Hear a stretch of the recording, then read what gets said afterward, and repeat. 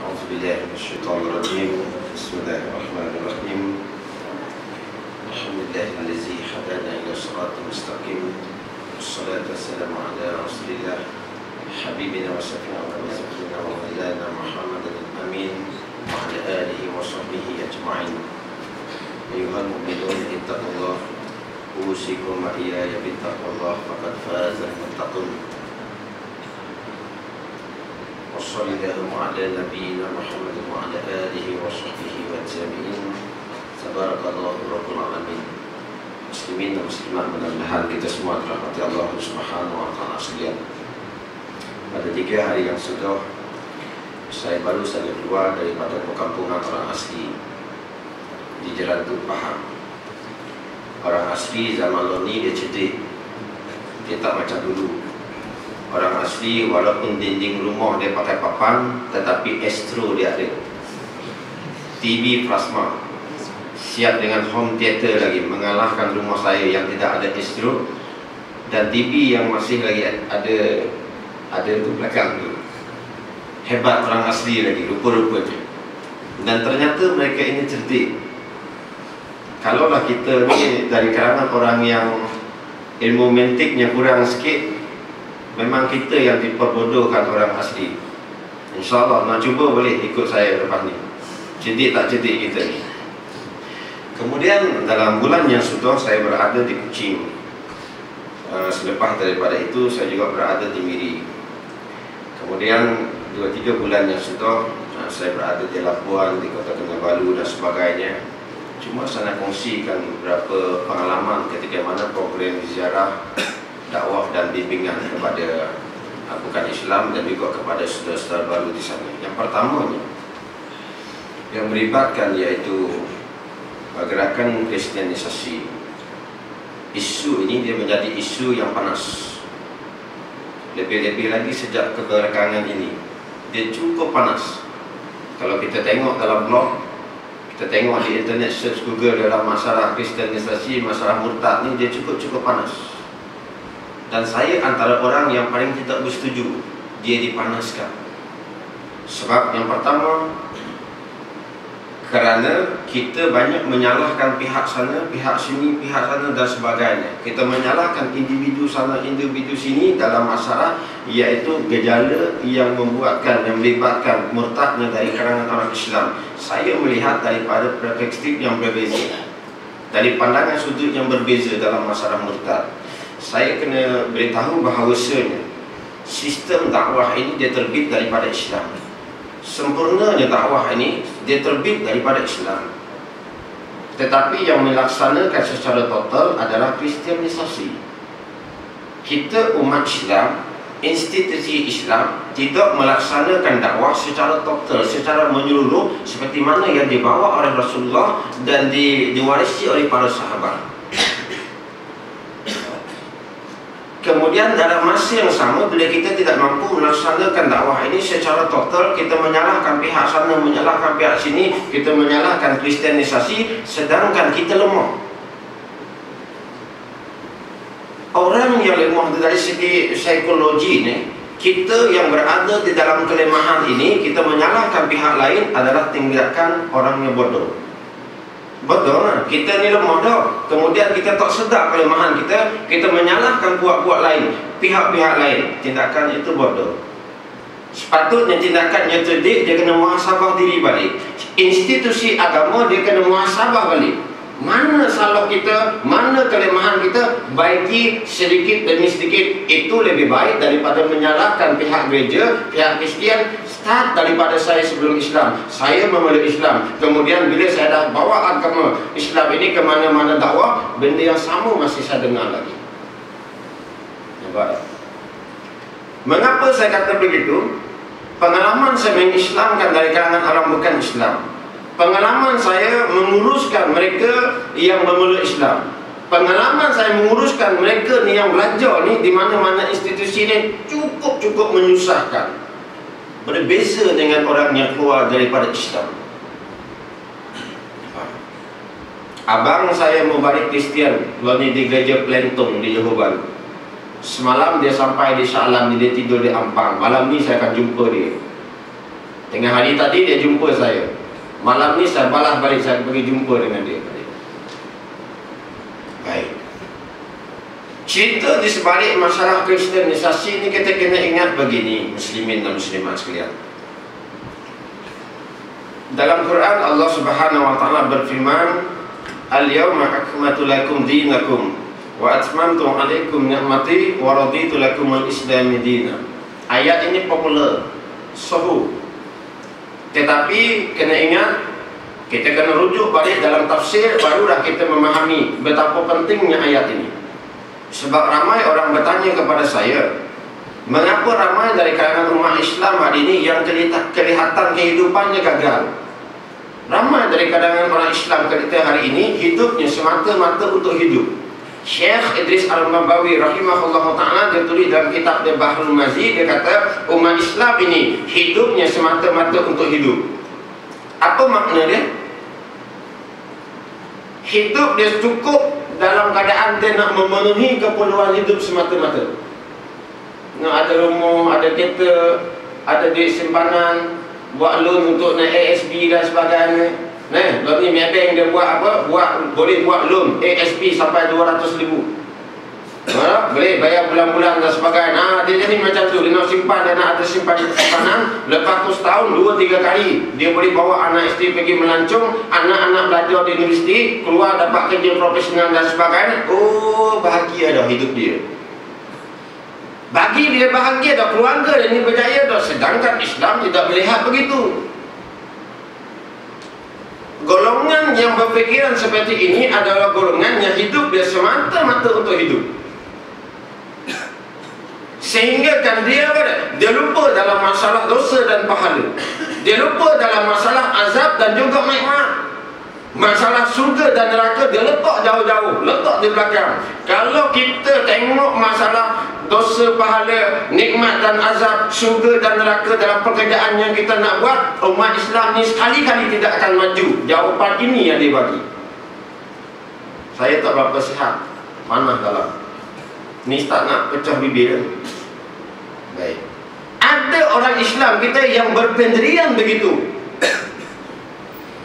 Kalau kita nak buat kerja apa sekalipun, kita letak dalam masalah dosa pahala depan kita, azab nikmat depan kita, surga neraka depan kita, nescaya umat Islam ini dia tidak akan maju ke depan, dia akan mundur ke belakang. Ini pandangan yang cukup salah. Sehingga kan ada orang yang bertasawuf, bila dia dah banyak sangat berzikir dan sebagainya, dia mengasingkan diri daripada orang lain, dia tidak mau bercampur dengan orang lain, dia tidak mahu mengejar kemajuan Islam itu. Ini sifat yang salah. Pandangan ini terlalu salah. Baik, kita lihat dalam ayat tadi Allah sebut al-yawma akmaltu lakum dinakum.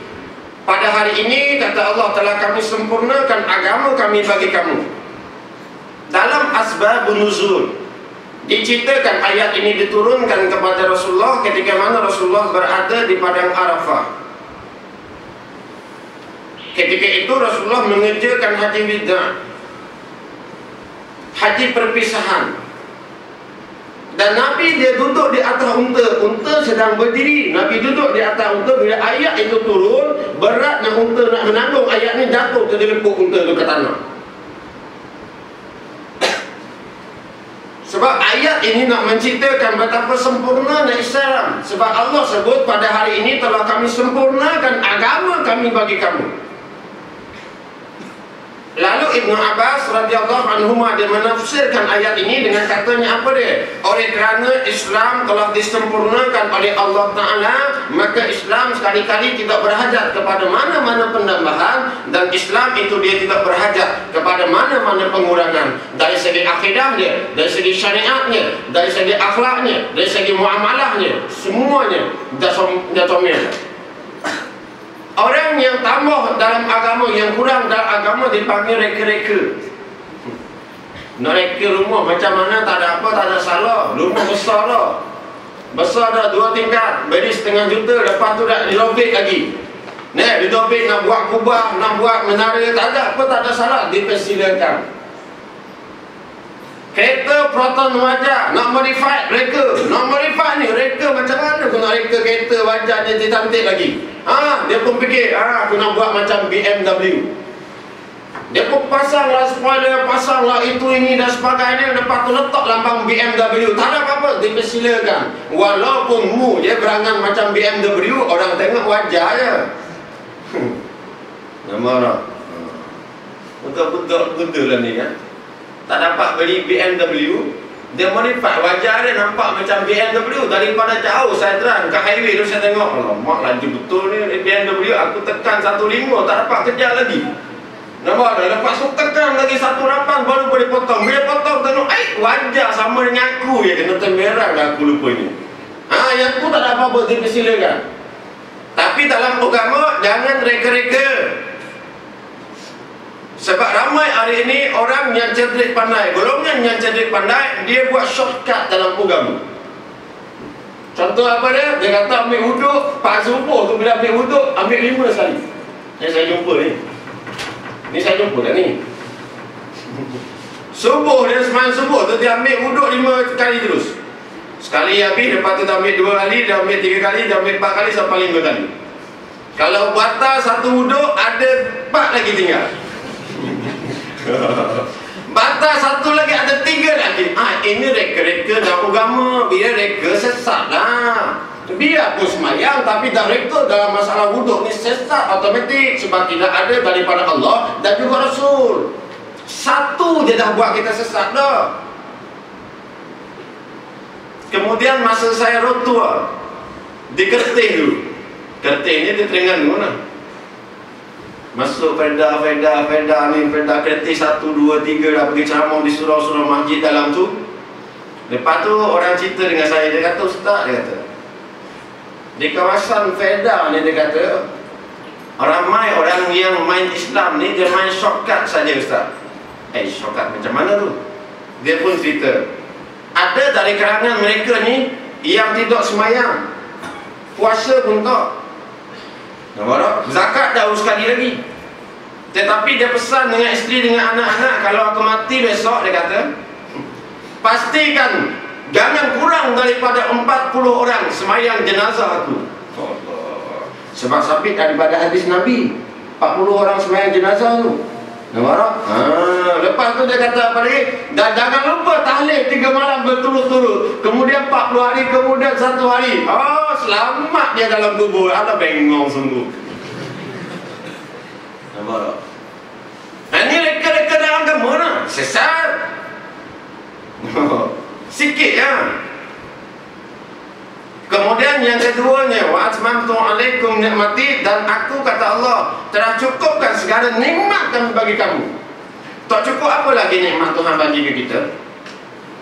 Allah dah menemplok kita, dia sabar kita. Wa in ta'udu ni'matallah la tusuha. Kalau kamu hitung nikmat-nikmat Allah, yang ni nikmat yang aku bagi pada kamu ni, niscaya kamu tidak mampu untuk menghitungnya. Dan nikmat yang paling mudah sekali depan mata kita ni nak air. Ni air ni, berapa ramai orang minum ni hilang dahaga ni, 1 tong gram dia minum. Tapi bila habis minum, alhamdulillah sepatah tak boleh nak sebut.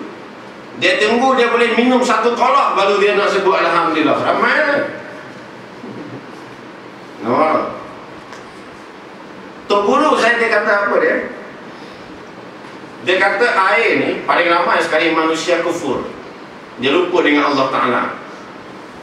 Bila dia minum, dia tak sebut pun alhamdulillah. Habis daripada minum, pasal apa? Pasal mata kepala dia ni, dia tengok air. Mata kepala tengok air. Tetapi sepatutnya bila mata kepala tengok air, mata hati ini dia kena tengok apa dia? Inilah nikmat yang kita tak pernah tadah tangan minta dengan Allah Ta'ala, tetapi tidak putus-putus Allah kurniakan kepada kita. Kalau macam itulah ada pada hati kita, seteguk pun air kita minum, alhamdulillah. Hari hujan, kita tak maki hujan. Siap-siap nak pergi kerja, nak bawa anak isteri pergi mana-mana, tiba-tiba hujan lebat, dia maki. Masa ni jugalah nak hujan. Nampak tak? Alhamdulillah lah hujan. Yang kamu yang tak nak hujan, ramai lagi makhluk lain nak kepada hujan. Subhanallah. Kadang-kadangnya kita begitu, muslimin dan muslimah sekalian. Sebab itu dia perlu kepada tazkiyatun nafs. bersihkan hati kita ini supaya nampak nikmat Allah itu terlalu besar. Kemudiannya, kalaulah keadaannya begitu, yang pertama kita hidup dalam suatu zaman di mana agama ini telah disempurnakan oleh Allah Ta'ala. Kemudian kita juga hidup dalam suatu zaman di mana nikmat ini telah Allah cukupkan kepada kita. Bagi saya mustahil kita gagal dalam hidup kita sebagai seorang Islam, sebagai seorang ketua keluarga Islam, sebagai seorang pemimpin Islam. Mustahil kita gagal, sebab agama telah sempurna menjadi panduan kepada hidup kita. Kemudian nikmat pun sempurna dan Allah cukupkan untuk nak menyempurnakan ibadah kita, peri kehidupan kita. Tiba-tiba ramai orang yang gagal. Perkara ini cukup aneh bagi saya bila saya masuk Islam. Kemudian saya terlibat dengan motivasi. Lalu saya buat satu modul untuk pelajar-pelajar sekolah menengah dan juga untuk pelajar universiti. Saya menilai kembali di mana punca kegagalan umat Islam hari ini. Kita terlupa satu punca yang paling besar sekali. Bukan kerana kita anak malas belajar, bukan kerana kita ni sendiri banyak kerja sibuk itu ini dan sebagainya. Bukan, itu semua bukan. Tetapi punca yang paling besar sekali kita gagal dalam hidup kita menjadi Islam yang baik, kerana kita gagal menarik hidayah daripada Allah Ta'ala. Islam tetapi tidak ada hidayah. Bila tidak ada hidayah, tidak ada kekuatan. Bila tidak ada kekuatan, rumah tepi daripada surau ada ceramah tak boleh nak datang. Ustaz mengajar dan tentu bukan main lagi. Dia pasang pula dengar berita dia kuat lagi daripada ustaz mengajar. Sebab dia tak nak dengar bunyi ustaz tu mengajar. Hidayah itu tidak ada.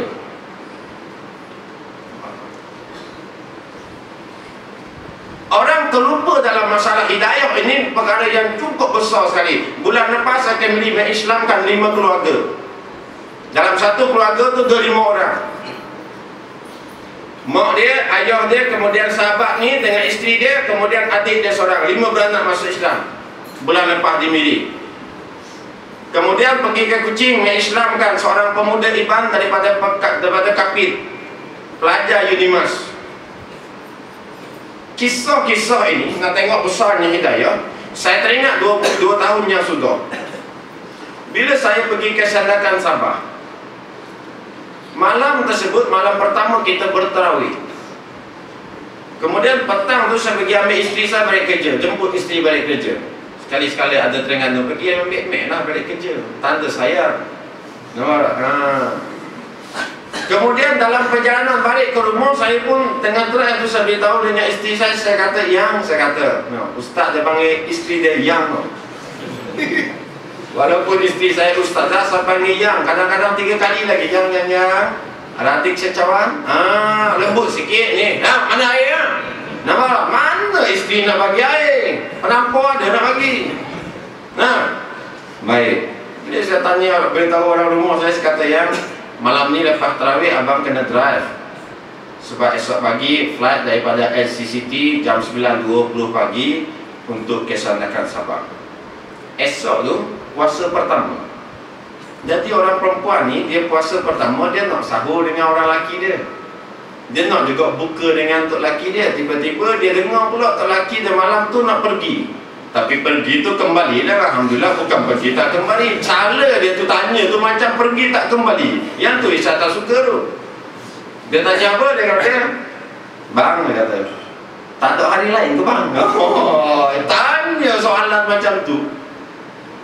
Saya pun jawab apa dia, inilah masa untuk kita berkorban. Biasa tahun-tahun sebelum daripada ini, awal Ramadan saya ada di rumah. Allah uji kita tahun ni, Ramadan kali ini abang kena keluar di awal Ramadan. Dan tujuan pergi ke Sandakan lebih besar lagi daripada nikmat kita nak duduk bersama di rumah masa Ramadan.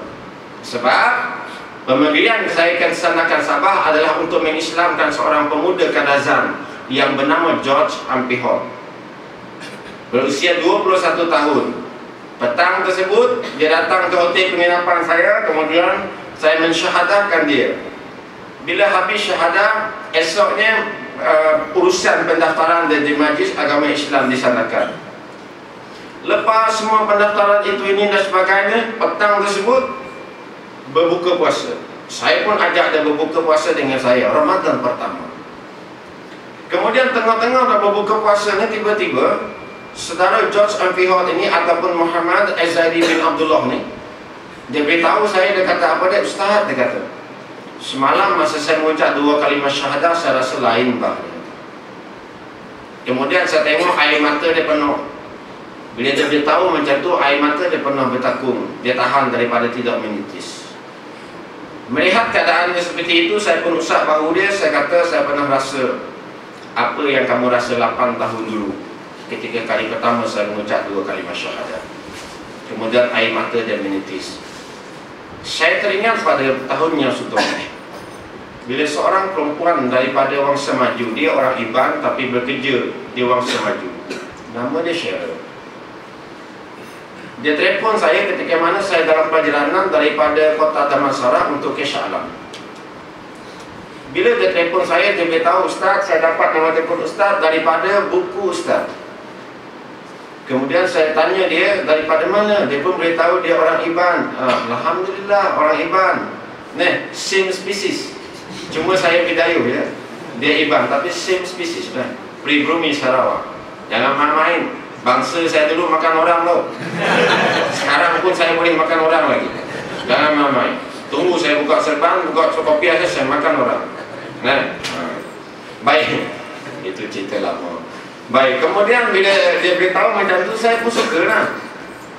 Baik, cerita apa ini dan sebagainya, dia pun beritahu saya. Dia kata, Ustaz, saya dah 3 tahun dah nak masuk Islam, tapi tak ada seorang pun kawan-kawan saya Melayu yang bawa saya masuk Islam. Dia kata macam tu. Saya bila dengar macam tu, saya pun hati dah lain dah. Kemudian saya slow-slow pergi tepi highway, saya pun parking sekejap. Kemudian dia beritahu saya, dia kata, minggu lepas Ustaz, saya pergi ke Jabatan Agama Islam Wilayah Persekutuan untuk nak memeluk Islam di sana. Kemudian bila sampai di situ, saya berjumpa dengan kaki tangan di sana ataupun pegawai di sana, menyatakan hasrat saya nak masuk Islam. Pegawai ini dia interview lebih kurang, lepas tu dia kata, awak balik dulu fikir habis-habis. Awak balik dulu fikir habis-habis, kemudian nanti datang balik, bawa 2 orang kawan kamu sebagai saksi. Dia cerita dengan saya macam ni. Bila saya dengar cerita tu macam tu, saya pun boleh tanya dia, Wangsa Maju duduk di mana? Dia boleh tahu, okey, saya pun U-turn.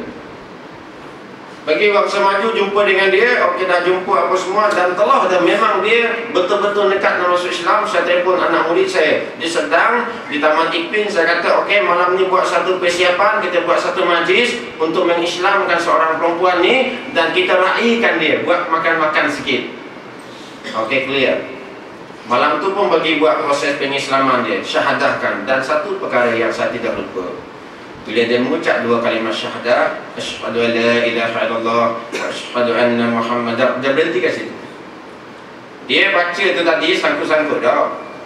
Nah, asyhadu tu pun berapa kali nak ulang, tak apalah. Bila sampai Muhammadar tu, dia berhenti situ. Dia sebab, dia berhenti, bukan saja berhenti, dia sebab, dia menangis.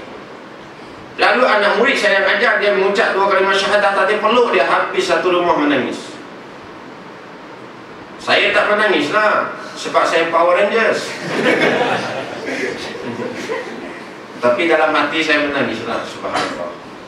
Kemudian selesai apa semua keislaman dia, 3 hari selepas itu saya buat pendaftaran keislaman dia di Majlis Agama Islam di Shah Alam, Komplek Maish seberang Masjid Negeri. Bila selesai apa semua dah daftar itu ini dan sebagainya, saya pun ada kesempatan tanya kepada dia,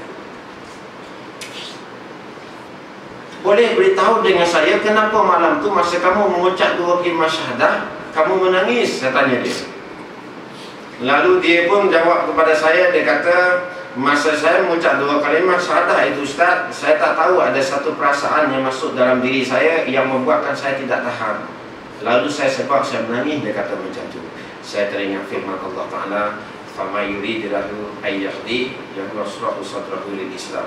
Dalam surah Al-An'am ayat 1, 2, 3, kata Allah, maka barang siapa yang dikehendaki oleh Allah akan diberinya hidayah, lalu dilapangkan dadanya untuk menerima Islam. Lalu Abdullah ibn Mas'ud radhiyallahu anhu, dia bertanyakan kepada Nabi sallallahu alaihi wasallam dalam kitab Tafsir Ibn Katsir pada jilid yang ketiga. Dia kata apa dia? Tanya Abdullah ibn Mas'ud, "Ma yashhadu ya Rasulullah?" Apa yang dimaksudkan dengan dilapangkan dada itu? Wahai Rasulullah, faqalna Nabi sallallahu alaihi wasallam, nur, kata Nabi, zabiqul qalbi, cahaya itu iman, hidayah itu petunjuk itu Allah masukkan ke dalam hati dia, sehingga kan tidak mampu nak boleh tahu bagaimana perasaan itu melalui kata-kata, tetapi air mata itu membuktikan segala-galanya. Subhanallah, hebat, hidayah ini terlalu hebat. Saya berkongsi kemanisan yang saya dapat bila saya memulai Islam. Pertama, ketika kali pertama saya mengucap 2 kalimah syahadah di Balai Islam Bidang, Kelantan, 10 tahun dulu. Kemudian kemanisan yang saya dapat kali kedua, tiap kali bila saya mengislamkan sahabat-sahabat dari kalangan bukan Islam, saya melihat titisan air mata mereka sudah cukup membuatkan saya terasa manis. Subhanallah, hebat rupanya hidayah ini. Tetapi orang kita Islam hari ini dia tidak nampak hidayah itu terlalu besar untuk mengubah kehidupan dia.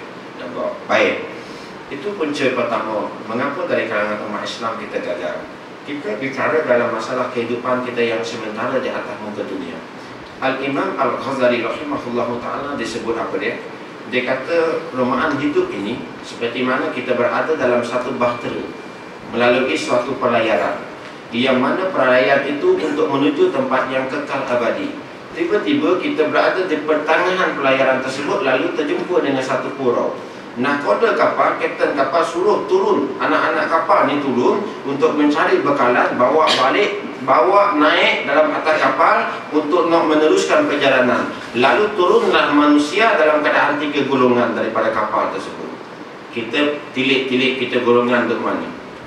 Golongan yang pertama, dia turun daripada kapal, dia tidak terpesona. Dia tidak terpesona dengan keindahan pulau tersebut, tetapi dia terus berumur-umur untuk mencari bekalan, kutip bekalan untuk dia bawa balik, naik kapal untuk meneruskan perjalanan. Dan memang golongan ini min ahli sa'adah, dari kalangan orang-orang yang berbahagia. Di hidup atas muka dunia ini dia tidak terpedaya dengan harta benda, dengan jawatan, dengan itu ini dan sebagainya, tetapi sibuk untuk melakukan kebaikan. Golongan ini disebut dalam Quran yaitu golongan al-muqarrabun.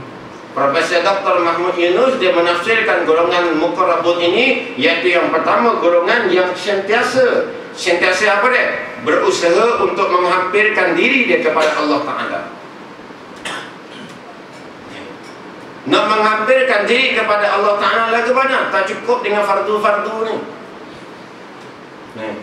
Kita ni bak sunat-sunat ni malah.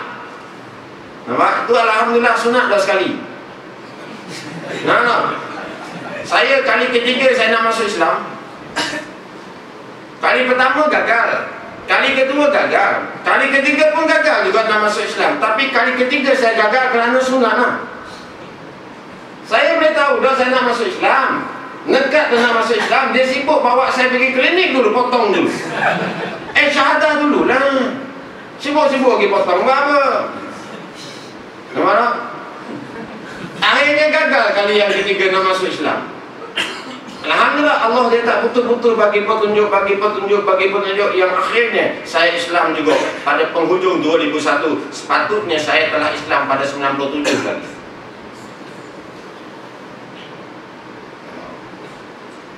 Kemudian muslimin dan muslimat sekalian, antara cara kita nak mendekatkan diri pada Allah Ta'ala ini saya sebut tadi, kena sentiasa berusaha untuk menghampirkan diri pada Allah Ta'ala. Ini golongan al-muqarrabun. Dia tidak akan mampu untuk nak hampir dengan Allah dengan semayang fardu, dengan puasa fardu. Yang fardu-fardu ni dia tidak akan mampu mendekatkan kita dengan Allah Ta'ala. Tetapi amalan sunatlah yang akan membuatkan kita dekat dengan Allah Ta'ala. Yang fardu ni telah dah kita kena buat, kita kena pelihara. Nak dekat lagi kena perbanyakkan amalan-amalan sunat. Dia macam makan nasi. Orang perempuan dengan baik-baik tilik sikit laki-laki kita, suami kita. Mana-mana suami kita yang malas semayang sunat, malah mengaji, malah itu ini dan sebagainya, semayang fardu tak tinggal. Lain kali kalau dia nak makan, bagi nasi putih je, jangan bagi lauk. Kalau dia bising, dia kata, mana lauknya? Takkan makan nasi putih? Dah, nasi putih sajalah, malas semayang sunat. Yang lauk-lauk itu sunat-sunatnya. Nampak tak? Ini buat yang fardu nasi putih, sudahlah. Tengok dia punya reaksi dah. Begitulah dalam ibadah. Ibadah ni fardu ni ibarat nasi saja. Yang lauk itu amalan-amalan sunat nak bagi sedap ibadah. Yang fardu itu tadi. Semayang fardu kita nak bagi sedap lagi, nak hadirnya kemanisan, dia mestilah dengan semayang sunat. Sebab itu dalam Islam ni ibadah dia ada solat qobliyah. Solat qobliyah sebelum daripada fardu itu dengan tujuan untuk kita nak membuat satu persediaan untuk kita menghadapi, iaitu sembahyang fardu. Kemudian selepas daripada fardu dia ada ba'diyah. Ba'diyah itu dengan tujuan untuk menutup balik cacat celah kekurangan dalam sembahyang fardu. Itu baru dah comel. Ni gawe nak comel, bini nak comel, ibadah tak mau comel, dah lah ke mana? Bini beli make up 400, 500 habis sebulan. Oh, tak ada apa-apa, nak bagi make aku comel kan, sila lah. Tapi dalam ibadah taubat kamu. Terpedaya hidup dunia. Kemudian cara yang kedua untuk nak menghampirkan diri kepada Allah Ta'ala ataupun termasuk dalam golongan Al-Muqarrabun ini, tidak ada jalan lain melainkan, kata Profesor Dr. Mahmud Yunus, berlumba-lumba untuk melakukan kebaikan. Kalau boleh kita lah orang yang pertama yang buat kebaikan. Orang buat ada je sebut gotong royong di surau sekian-sekian hari bulan, kita paling awal cacak depan. Nampak? Jangan cacak saja, cacak depan, lepas tu orang start ramai, dia pun balik. Jangan. Sebab di setengah-setengah masjid, minta maaf lah, saya sebut juga. Kadang-kadang saya malas nak sebut, tapi nak bagi peringatan supaya kesedaran, saya sebut juga. Setengah-setengah masjid kau ni, ramai orang muda dia tak nak datang gotong royong kat masjid. Bila ada program besar-besar, ada sebelah lembu dan sebagainya, orang-orang muda dia tak berapa minat nak datang tolong. Pasal apa? Sebab saya tengok sendiri bagaimana berlaku di setengah-setengah masjid di Pulau Terengganu lah. Saya menetap sana 6 tahun dah selama. Saya tak tahu lah. Baik, EJK masjid ni, yang ada jawatan-jawatan dalam masjid ni, dia tak datang buat kerja. Kalau dia datang pun dia cakap pinggang. Dia tengok sesada, ni kena macam ni, ni letak sini, dia sibuk pula. Dia tak buat kerja, dia tak tolong. Kemudian bila start 2 orang masuk, dekat-dekat nak masak tu dia datang. Dia datang tu, dia awal sekali makan. Kalau dia makan saja tak apa, ini siap take away pula buat balik. Tak ada munasabah punya EJK masjid. Boleh take away pula. Sedangkan duit derma orang bagi untuk buat jamuan, dia take away buat balik. Tak ada munasabah langsung. Sebab tu anak-anak muda tak suka pergi masjid nak gotong royong. Perangai macam ni lah. Dia berlumba-lumba juga melakukan kebaikan, tapi berlumba-lumba perapi. Perapi laut tu je kerja dia. Tak datang pun tak apa orang macam ni. Wujuduhul Adam dia sebut. Ada lagu tak ada. Kalau dia ada tak kisah. Bahkan kalau dia tak ada lagi bagus. Dengan orang macam ni. Nampak tak? Baik, kemudian muslimin dan muslimat sekalian, bicara dalam masalah golongan Al-Muqarrabun selesai. Sampai mana lah? Sampai mana lah tadi? Golongan? Golongan yang kedua yang menaiki bahtera. Golongan yang kedua dia turun daripada kapal tersebut, daripada bahtera di pulau, kemudian dia terpesona dengan keindahan pulau tersebut. Perumahannya duduk atas muka dunia, dia terpesona dengan dunia. Sibuk himpun harta, sibuk nak tengok muka bagi comel. Nampak putih dah, nak buat pedok putih lagi, bubuh lagi 4 inci. Nampak tak? Sedangkan nak tunjuk ke lelaki lain, bukan nak tunjuk ke suami. Lipstick ni 6 inci tebal. Mula-mula start di depan cermin kan. Depan cermin dia color biru tu. Dia pun color biru, tak sesuai dengan baju, dengan tudung. Ada buang, dia pun pula color merah, tak sesuai. Lepas tu pun pink, pink ngam. Perempuan pink saja. Terpesona dengan dunia. Kemudian ada dari kalangan mereka ini yang ibaratnya hidup atas muka dunia lo ni, masa muda dia tak sibuk cari dunia, kemudian terfikir dalam kepala otak dia fikir apa? Dia kata aku pencen besok insya-Allah aku taubat dah. Dan aku pencen besok aku taubat dah, aku datanglah masjid, surau, semayang, bang dan sebagainya. Dan ternyata sungguh Allah bagi kesempatan dia hidup sampai pencen. Dan bila dia pencen, barulah dia sibuk datang ke surau, mengimarahkan surau, belajar mana-mana dan sebagainya, nonton kitab dan sebagainya. Dia balik dalam keadaan membawa bekalan yang sedikit. Pasal apa sedikit? Sebab bila start pencen, baru nak beramal ibadah, baru nak belajar, tak mampu dah waktu tu. Dia pencen 55 ya. 55 ni dia sudah sudah cukup package dah. Cukup package dah. Dia ada sakit jantung, dia ada kencing manis, dia ada gout, dia ada apa lagi? Apa lagi ada? Darah tinggi dia ada. Dia kalau ada 4 ni all out dia bagi. Ciao. Masa tu baru nak beramal ibadah. Dengan sakit jantung, dengan lemah, ada kencing manisnya, kemudian dengan darah tinggi dan sebagainya, kita tak mampu dah. Nak memperbanyakkan amalan ibadah kita tak mampu dah masa tu. Nak belajar pun tak boleh. Dan nak ingat macam masa kita muda. Ustaz bagi 10, tinggal setengah je. Kalau 1, okey lagi setengah je dia dapat. Sebab tua dah. Daya ingatan tak kuat dah. Nak baca Quran, nak betul Quran masa tua. Mana boleh betul dah. Gigi dah banyak longak, angin kus-kus itu banyak keluar. Nak betul masa muda ni lah. Golongan ini golongan yang balik membawa bekalan yang sedikit. Golongan yang ketiga, dia terus hanyut. Dia menyangka apa dia?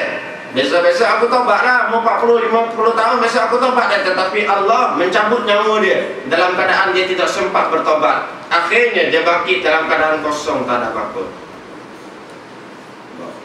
Ini golongan yang disebutkan oleh Al-Imam Al-Ghazali rahimahullahu ta'ala. Perumpamaan. Justru itu Islam ni dia nak selamat bagaimana?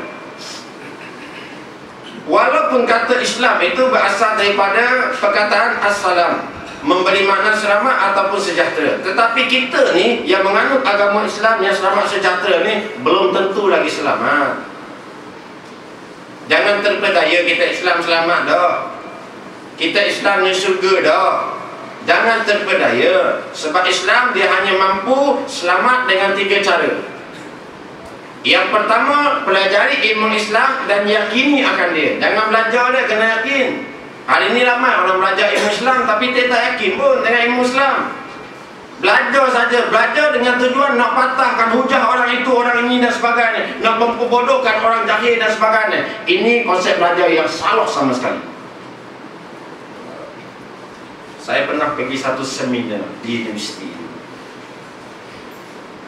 Kemudian ada seorang profesor agama. Ketika membentang kata kerja dia sempat lagi dia sindir. Sistem pengajian pondok ini sistem yang mundur ke belakang. Dia perlu tok guru pondok, dia perlu pelajar-pelajar pondok macam saya ni. Saya kata cukup kurang ajar. Saya keluar daripada dewan seminar. Terus saya datang balik. Hebat sangatkah kamu dapat PhD agama daripada Amerika? Hebat sangat. Sedangkan di Amerika ni, di luar negara ni banyak yang mengajar agama orientalis barat. Dia mengajar agama, dia bukan Islam, tetapi dia hafal Quran, hafal hadis, dia menyampai agama, tetapi dia sendiri tidak yakin, dia tak terima Islam pun. Kamu belajar dengan orang macam tu, balik Malaysia, kamu pelekeh tok-tok guru pondok yang sudah melahirkan ribuan anak-anak murid. Hebat, ada PhD. Bangkit pada masa besok Tuhan tak tanya mana sedia-sedia agama kamu. Oh, dia angkat aku ada PhD, 3 PhD. Tak ada. Melainkan bangkit pada masa besok, yang pertama amalan kamu yang akan dihisab. Dan amalan kamu pun Allah nak tengok akidah kamu dulu. Kalau kita beramal banyak tetapi akidah kita rosak, penuh dengan syirik pada Allah Ta'ala, Allah dia tak terima sikit pun amalan kita. Sebab Nabi sebut, zaqa ta'mal iman man radiya billahi rabba.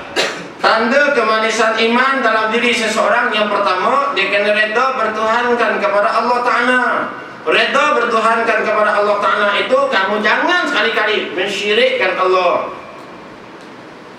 Sebab mensyirikkan Allah Ta'ala ini dia duduk atas dua perkara sudah dah. Tak payah bicara banyak dalam masalah syirik, dua sudah. Yang pertama ni syirik yang membatalkan akidah kita. Terkeluar daripada Islam, mati dalam keadaan kafir. Kemudian kalau syirik yang kita buat ini tidak membatalkan akidah, tidak membatalkan syahadah, tetapi sudah cukup membatalkan segala amalan kebaikan yang kita buat. Sembahyang kita pun, bila habis ada sembahyang, Allah dia bungkus. Dia panggil malaikat suruh bungkus sembahyang kita tadi. Kemudian bawa naik berjumpa dengan Allah Ta'ala. Allah cek satu-satu apa semua. Ada riak, ada ujub, ada lalai, ada itu, ini dan sebagainya. Kalaulah ada perkara tersebut lebih-lebih lagi, kalaulah ada syirik pada Allah Ta'ala masa sembahyang, Allah dia bagi balik kepada malaikat, suruh lempar ke atas muka kita balik hasil sembahyang kita tadi. Agak-agak ibadah yang kita buat ni Tuhan terima ke tak? Agak-agak. Siapa berani? Agak-agak. Ibadah kita buat selama ini Tuhan terima ke tak? Bersangka baiklah dengan Allah Ta'ala, insya-Allah, mudah-mudahan Allah terima dalam penuh redha. Walaupun kita sedar amalan kita banyak dengan cacat cela dan sebagainya. Sebab itu konsep sembahyang dalam Islam dia cukup cantik. Kita tengok antaranya apa dia, bila kita habis sembahyang. Bila kita habis sembahyang, pertama sekali kita ucap Alhamdulillah. Kita sapu sikit kepala, sapu muka, Alhamdulillah sekali pun tak apa dah. Alhamdulillah. Alhamdulillah pasal apa? Kita puji Allah. Sebab Allah bagi peluang kepada kita untuk melakukan, untuk mendirikan sembahyang di saat ramai saudara-saudara kita Islam tidak mendirikan sembahyang, meninggalkan sembahyang. Tiba-tiba Allah pilih kita untuk mendirikan sembahyang. Kemudian Allah pilih kita pula boleh datang berjemaah di rumah-rumah dia. Syukurlah. Lepas Alhamdulillah kita sebut apa dah? Astaghfirullahalazim. Istighfar pada Allah Ta'ala. Istighfar pasal apa? Dikhawatiri masa sembahyang tadi, banyaknya kita lupa pada Allah Ta'ala. Bukan dikhawatiri, memang banyak lupa pun dengan Tuhan. Dan kata takbir pun lupa dah kat Tuhan. Kadang-kadang depan kita baju ada tulis apa-apa dah. Depan ada kalender, ada kitab apa-apa, dia angkat dah tengok macam tu. Dia angkat takbir saja, tapi hati dia tak tahu. Sebab Imam Nawawi rahimahullah ta'ala dia kata, bila kita angkat takbir ni, dia tiga ni kena ikut sekali. Angkat takbir ni tanda kita membesarkan Allah daripada fi'li, dari segi perbuatan kita. Lepas tu kita besarkan Allah lagi daripada qawli, daripada ucapan kita. Kemudian kita besarkan Allah daripada qalbi, daripada hatinya.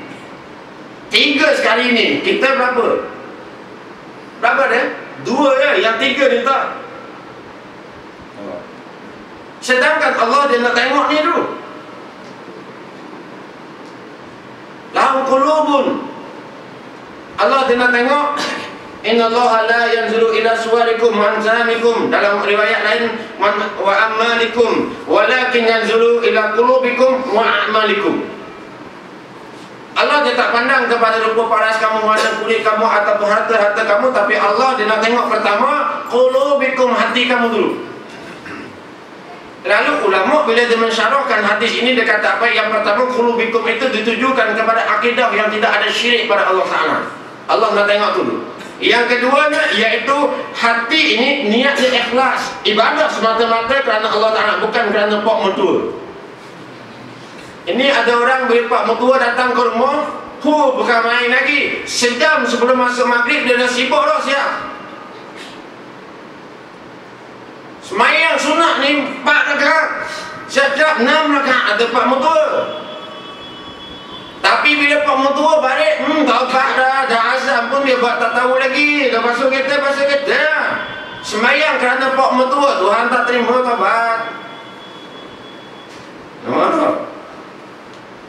Bila Allah tengok hati ni, qulubikum, baru dah Allah tengok wa a'malikum, baru dah Allah akan melihat kepada iaitu amalan-amalan kamu. Hati kena clear. Sebab itu pentingnya akidah dalam Islam. Kemudian seterusnya muslimin dan muslimat sekalian, 10 minit lagi. Dia tazkirah, dia tak boleh lama. Kena pula cuti sekolah, kena pula malam minggu. Kalau malam Jumaat lagi-lagi kena pendek. Sebab nak balik awal. Balik duduk dekat kedai kopi, kena kooperatif tinggal cawan. Laju je balik. Kawan baru nak start tazkirah kedai. Jumaat apa? Dia kata, ni kampung ni, kampung. Bandar saya tak tahu lah, kampung dia macam tu lah. Malam Jumaat dia minum tokak Ali 3 gelas. Saya baru sampai nak buka tazkirah sikit, nak minta agama, dia kata, malam Jumaat. Dia kata, balik dulu. Allah. Kalau baru setahun, 2 tahun kahwin tak apa, ni dah 10 tahun kahwin, dah perangai macam tu lagi. Jangan ikut. Yang ni jangan tiru.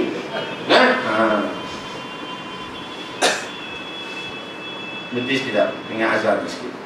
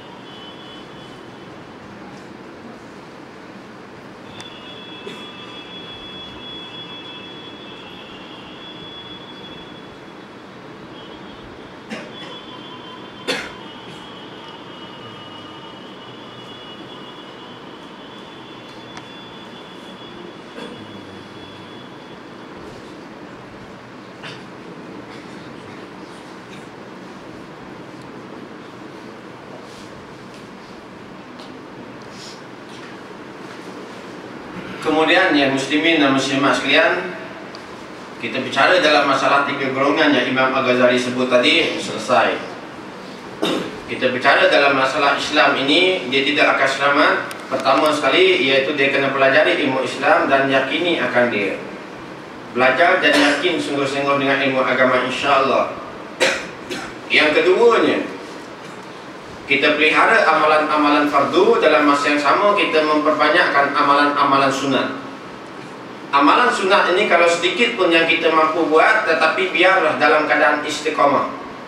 Sebab istiqamah inilah yang akan menghadirkan rasa kemanisan dalam ibadah-ibadah kita. Tanpa istiqamah kita tidak akan rasa manis dalam ibadah. Kemudian yang ketiga, kena sampaikan ilmu Islam ini sekadar kemampuan kita. Walaupun kita start tazkirah di kedai kopi, kawan kata, start dah. Dia kata, kita tak start pun, tapi dia perli. Dia perli kita. Dia kata, start dah. Dia kata, dia pun buat muka menganjing sikit. Tak apa, silakan buat. Tembok dia balik. Yang tak suka dengan bapa agama ni syaitan ke?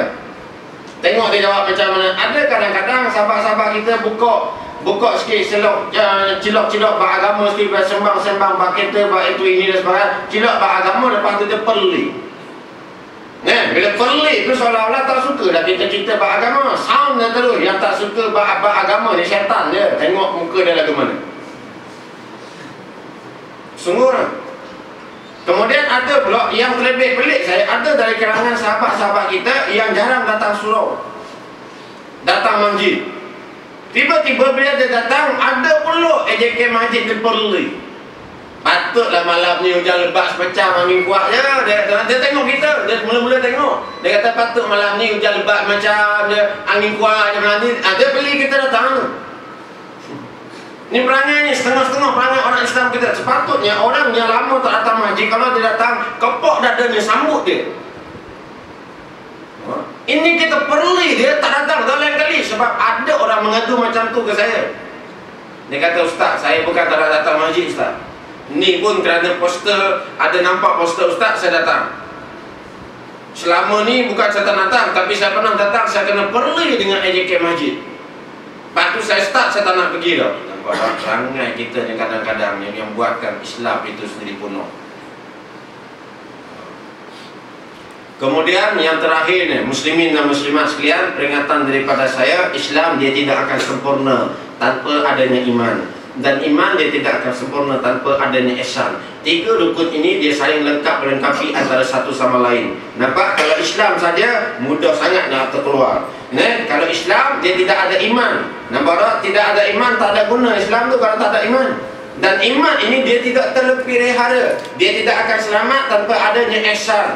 Ihsan tu apa dia? Anta'budallaha ka'annaka tarahu fa in lam takun tarahu fa innahu yarak. Bahawasanya ni kamu menyembah Allah seolah-olah kamu melihat akan Allah. Kalau tidak mampu, ingat Allah dia sentiasa melihat akan kamu.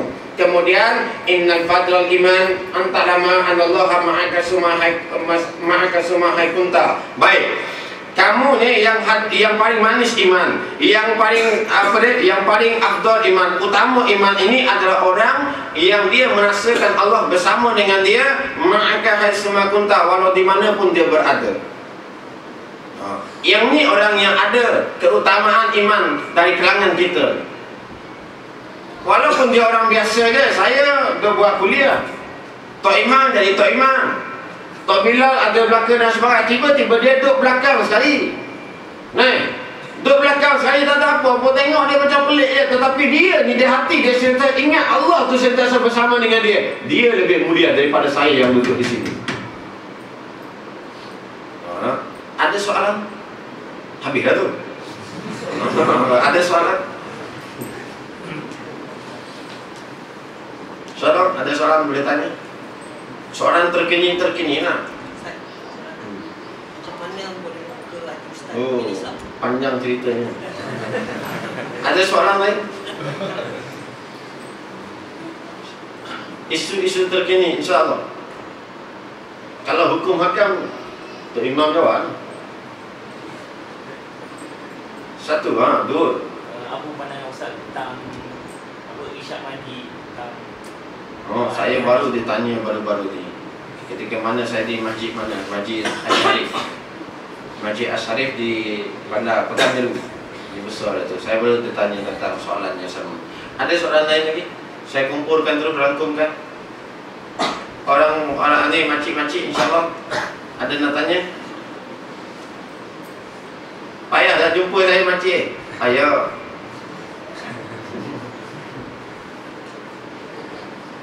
Macam mana nak ikat tok lelaki supaya tak sibuk nak jeling-jeling makwa. Bila jalan kat Jaya, kat Tesco, jangan main tok lelaki kita pakai kopiah, dia jalan dengan kita, tak lagi dia jeling-jeling dulu, jangan main. Ni tu soalan tu kena tanya tu, macam mana nak ikat tu. Kalau tak sampai bila pun kita tak tahu, rugi lah. Tak jealous ke? Tak cemburu ke? Tengok tok lelaki kopiah dia tu bang. Nampak tak?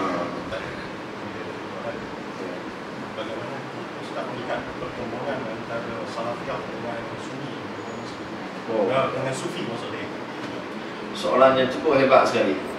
Itu kalau nak bahas panjang sangat dalam masalah salafi, dalam masalah sunni, dalam masalah masalah hadis sekarang saya tengok. Ya, memang betul. Saya begini ya. Saya begini dalam masalah pertembungan salafi apa semua ni, saya tengok benda ni banyak diforumkan di dalam internet dan sebagainya. Kemudian ada setengah-setengah ustaz tu dia masukkan dalam Facebook dia. Dalam Facebook dia tulis bab-bab tertentu dalam masalah salafi itu ini dan sebagainya. Kemudian dia biarkan pengguna Facebook ni untuk nak komen-komen yang ni lawan orang ni, yang ni lawan orang ni. Ini perangai yang paling saya tidak suka.